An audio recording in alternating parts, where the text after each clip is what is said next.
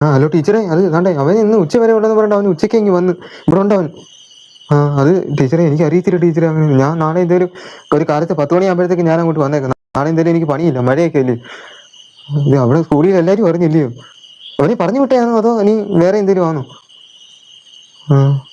നേരത്തെ ഞാൻ ചെറുക്കനെ കൊണ്ട് ഭയങ്കര ശല്യമാണ് ടീച്ചറെ. ഞാൻ എന്താ ചെയ്യാൻ അവനെ കൊണ്ട്? ഞാൻ അവരുടെ അമ്മയൊക്കെ ഇറങ്ങി എനിക്ക് അറിയത്തില്ല. അവരുടെ അമ്മയോട് പറഞ്ഞിട്ടുണ്ടോന്നൊന്നും എനിക്കറിയത്തില്ല. അവര് തമ്മിലാ കൂട്ട്, എന്നോട് അങ്ങനെയൊന്നും പറയത്തൊന്നുമില്ല. ശരി ടീച്ചറെ, ഞാൻ അവനോടും ചോദിക്കട്ടെ. എന്നാ ശരി, ഞാൻ വെക്കാം. എന്നിട്ട് നാളെ രാവിലെ ആകുമ്പോഴത്തേക്കും വരാം. മൂങ്ങയുടെ കൂടെ മുറി കയറി ഇരിക്കോ? ആരാടി റിയ? എന്നോട് പഠിക്കുന്ന അത് മാത്രമേ ഉള്ളൂടാ? എന്നോട് പഠിക്കുന്നത് മാത്രമേ ഉള്ളത്? അവിടെ ഇനി ഇറങ്ങിയാൽ മൂടുന്നില്ല കേട്ടോ.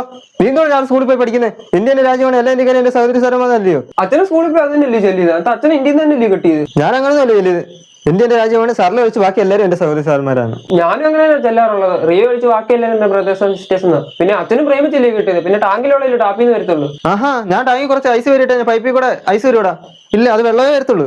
തന്റെ പോലെ ആണ്ടെന്ന് പറഞ്ഞ അവൻ ഇംഗ്ലീഷ് മീഡിയത്തിൽ കൊണ്ട് വിട്ടതാ. ഇംഗ്ലീഷ് മീഡിയത്തിൽ വിട്ടാൽ മാത്രം പോരാ, എനിക്ക് പഠിക്കാനുള്ള സാധനം മേടിച്ചു തരണം. ഞാൻ ടൈം ടേബിൾ മേടിക്കേണ്ട ഒരു 500 രൂപയ്ക്കുണ്ട്. അച്ഛന്റെ പുറകെ എത്ര ദിവസം നടക്കുന്നു? അച്ഛൻ നോക്കുക പോലും ചെയ്തില്ലല്ലോ എന്നെ.